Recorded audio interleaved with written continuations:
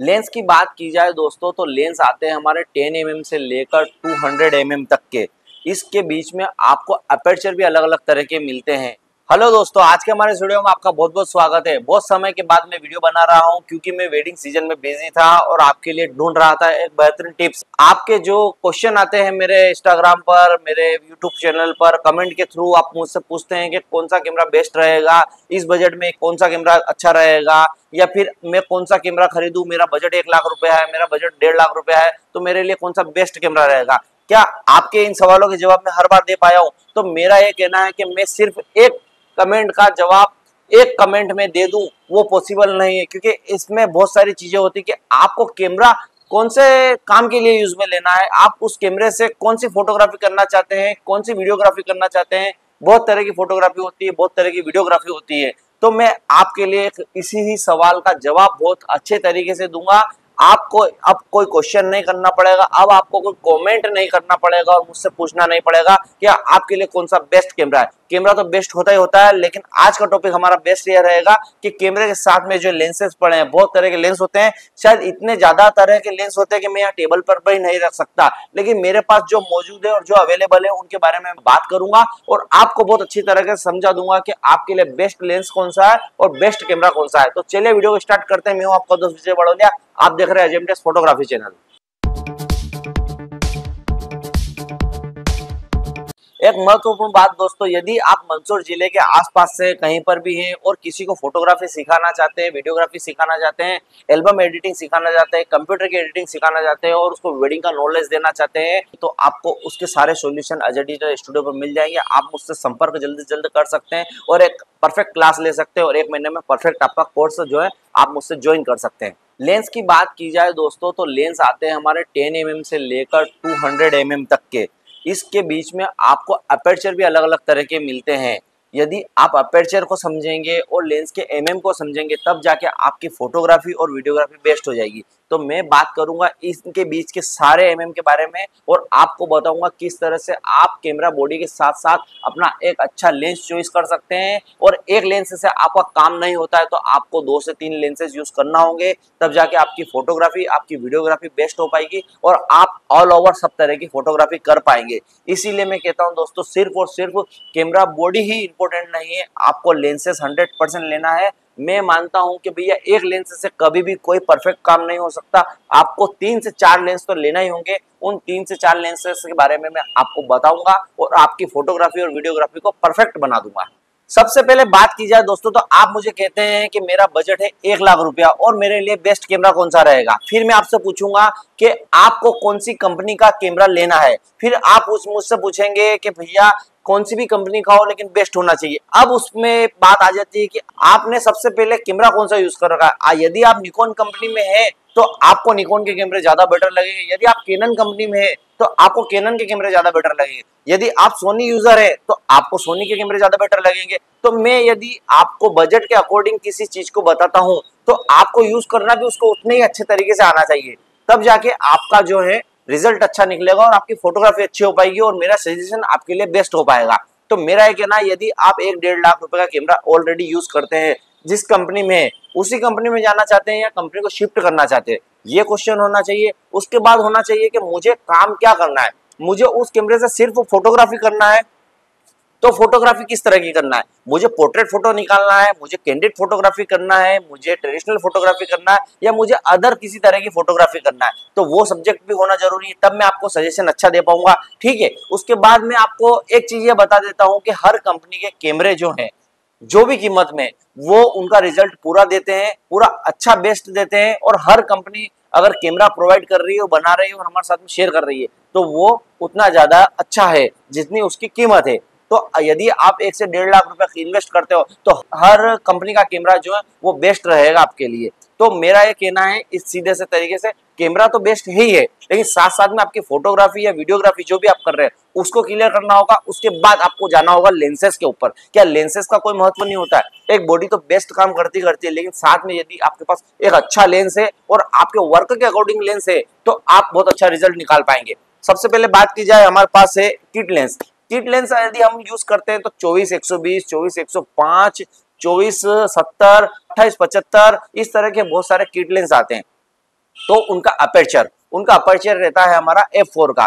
f4 के aperture में आप उतना ब्लरी बैकग्राउंड नहीं कर पाते हैं और उतना ज्यादा लाइटिंग आप आपके कैमरे के अंदर नहीं दे पाते, तो आपका कैमरा और रिजल्ट नहीं दे पाता। एक छोटी सी बात और है मेरे साथ में कि भैया सोनी का A7M4 कैमरा ट्रेंडिंग में बहुत बेस्ट है। A7M3 के बाद M4 जो कैमरा आया है वो फोटोग्राफी में बेस्ट है और वीडियोग्राफी में बेस्ट है। सबसे ज्यादा यूजर्स उसी कैमरे के अब बनने वाले हैं और आगे यूज करने वाले हैं। उस कैमरे में सब कुछ है, लेकिन उस कैमरे में कमी किस चीज की है? कमी आपने रखी है कि सिर्फ आपने वो कैमरा जो M4 है ओनली किट लेंस के साथ में खरीद लिया। सोनी का किट लेंस बहुत ही चीप रेट का 2870 में बोलूंगा, उस कैमरे से सिर्फ आप नॉर्मली रिजल्ट निकाल सकते हैं यदि आपके पास 2870 लेंस लगा हुआ है। यदि आपने उस M4 कैमरे पर 2470, 24-105 या फिर अदर कोई प्राइम लेंस यूज कर लिया तो आप असली रिजल्ट उस कैमरे का निकाल पाएंगे। यदि आप 2870 से ही काम कर रहे हैं, किट लेंस से ही काम कर रहे हैं, तो उस कैमरे को यूज करने का कोई मतलब नहीं है। इस तरह से आपको कैमरे के साथ साथ अपने लेंसेज के ऊपर भी जाना है। और सबसे पहली बात मैं बता दूं, यदि आपको ट्रेडिशनल फोटोग्राफी करनी है ओनली, तो आपको 2470 का लेंस बेस्ट रहेगा, उससे ट्रेडिशनल फोटोग्राफी परफेक्ट हो जाती है। यदि आपको जूम में 70 mm कम पड़ता है तो आप 24-105, 24-120 तक जा सकते हैं, जो भी कंपनी आपको प्रोवाइड करती है किट लेंस में। 24-200 तक का लेंस ना लें क्योंकि उसमें उतने ज्यादा अच्छे रिजल्ट आपको नहीं मिलेंगे। यदि आप 200 mm पर भी यूज करेंगे तो आपका फोटो कहीं ना कहीं शेक चला जाएगा, तो उतना ज्यादा मजा नहीं आएगा। आपको ट्रेडिशनल फोटोग्राफी में इतना ध्यान रखना पड़ता है कि आपके जो सब्जेक्ट है, आपके जो ग्रुप्स बन रहे हैं वो बिल्कुल शार्प आए और अच्छी क्वालिटी में आए।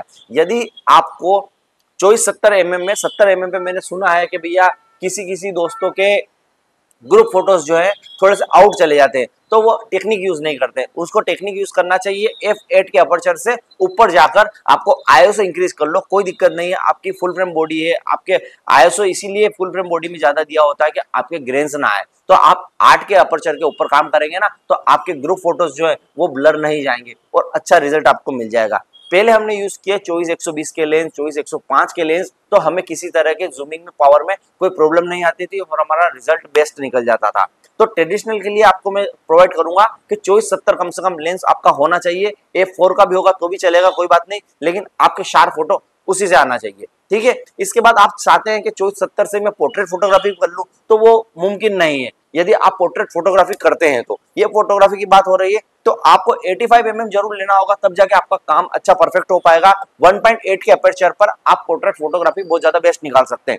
इसके बाद 85 से आप वीडियो उतनी ज्यादा अच्छी नहीं बना सकते, उतनी ज्यादा अच्छी मतलब उतने ज्यादा शॉट्स नहीं निकाल सकते। यदि आपको एक पूरी सिनेमेटोग्राफी दी जाए तो सिर्फ आप 85 mm से नहीं कर सकते, उसके लिए आपको 30 mm या 35 mm पर जाना पड़ेगा, तब जाके आपके रिजल्ट जो अच्छे निकल पाएंगे। 35 mm 1.8 का अपर्चर के साथ में 1.4 के अपर्चर के साथ में आप पूरी वीडियोग्राफी, पूरी सिनेमेटोग्राफी आराम से कर सकते हैं। 70 से 80% शॉट जो होते हैं वो 35 mm के मुझे दिखाई देते हैं। यदि कुछ शॉट्स हैं तो वो 85 mm के होंगे या फिर कुछ वाइड एंगल के कैमरे। वाइड एंगल में मैं नाम लूंगा 16 mm का यदि आप लेंस यूज करते हैं तो वाइड, जैसे लॉबी में हम शूट कर रहे हैं या फिर किसी डेकोरेशन का शूट कर रहे हैं तो आपको वाइड एंगल के लेंसेज लगाने होंगे, तो कुछ शॉट्स वाइड एंगल के आप यूज कर सकते हैं। उसके साथ साथ लेंसेज कुछ आते हैं 16-35। 16-35 भी 16 मतलब वाइड, 16 कम mm है तो हमारा एरिया में वाइड दिखाई देगा। जैसे जैसे जूम बढ़ता जाएगा वैसे वैसे पिक्चर क्रॉप होती जाएगी और क्लोजअप बनती जाएगी। तो 85 mm में आपको बहुत दूर जाके शूट करना पड़ेगा और 16 mm में आपको पास रहकर भी आपको ज्यादा एरिया दिखाई देगा। इस तरह से आप लेंसेज को यूज करते हैं और इसके साथ साथ में अपर्चर भी आता है। जैसे कि अब मैंने बताया 16 mm 2.8 के साथ में मेरे पास है, 85 mm मेरे पास 1.8 के साथ में। सारे लेंसेज अपने mm के ऊपर काम करते हैं और अपने अपर्चर के ऊपर काम करते हैं, जब जाके काम चलता है। 16-35 लेंस मेरे पास है, ये F4 है, ये इतने ज्यादा लाइटिंग आपको नहीं दे पाएगा। तो इस यदि आप 16-35 2.8 के साथ में खरीदते हैं तो आपको और ज्यादा इन्वेस्ट करना पड़ेगा और ज्यादा कॉस्टली लगाना पड़ेगा। तो इस तरह से आप वाइड रेंज और क्रॉप रेंज और फुल फ्रेम सब तरह के लेंसेज को यूज कर सकते हैं और अपनी वीडियोग्राफी को बेस्ट बना सकते हैं। इस तरह से आप 60 mm, 35 mm, 50 mm and 85 mm तक के लेंस लेकर सारे तरह के काम कर सकते हैं। यदि आपके पास सारे तरह के लेंस होंगे तभी आप पूरी वीडियोग्राफी अच्छी परफेक्ट बना सकते हैं और फोटोग्राफी अच्छी परफेक्ट बना सकते हैं। आपके पास वर्क होना चाहिए सामने के, आप क्या वर्क करना चाहते हो।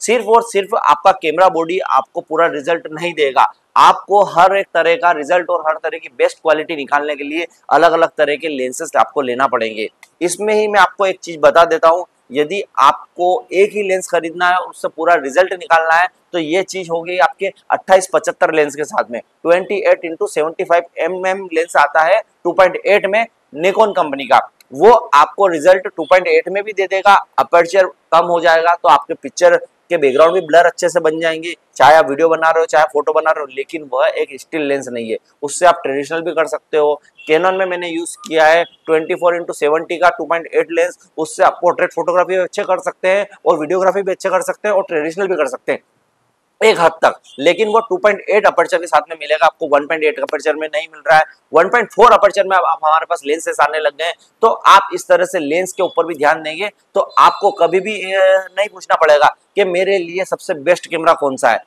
आप लेंसेज के ऊपर ध्यान देंगे, लेंसेज भी आपको बहुत अच्छे तरह के रिजल्ट देंगे। यदि आपको पोर्ट्रेट फोटोग्राफी करना है, सिर्फ और सिर्फ पोर्ट्रेट फोटोग्राफी करना है, तो मैं सजेस्ट करूंगा आपको 85mm 1.8 के अपर्चर पर आपको बेस्ट रिजल्ट मिलेगा। वो रिजल्ट आपको 50mm भी नहीं दे पाएगा और 35mm भी नहीं दे पाएगा। यदि आपको वाइड एंगल की फोटोग्राफी करनी, जैसे पूरा स्टेज के साथ में, और अपर्चर भी अच्छा चाहिए और फोकस में भी चाहिए, तो आप 35mm को यूज कीजिए, 24mm को यूज कीजिए, उसमें बहुत अच्छे रिजल्ट आपको मिल जाएंगे और साथ ही साथ आपको लाइटिंग भी अच्छी मिल जाएगी।